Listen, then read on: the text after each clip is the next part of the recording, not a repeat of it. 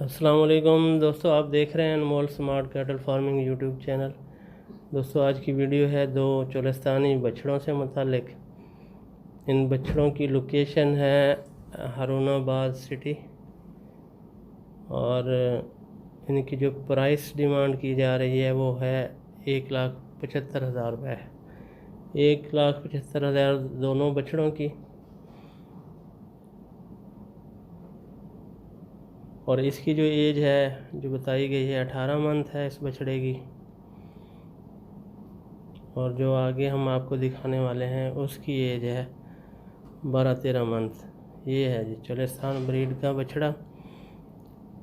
चश्मा प्रिंट में ये देखें, कानों पे कलर और है और आँखों पे भी।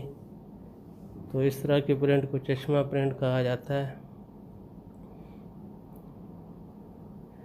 सिर्फ कान ही इसके रेड हैं और बाकी मक्खी चीना प्रिंट। तो इसी के साथ इजाज़त। नेक्स्ट वीडियो तक के लिए अल्लाह हाफ़िज़। रब्ता कर लें इस नंबर पे। अस्सलाम वालेकुम।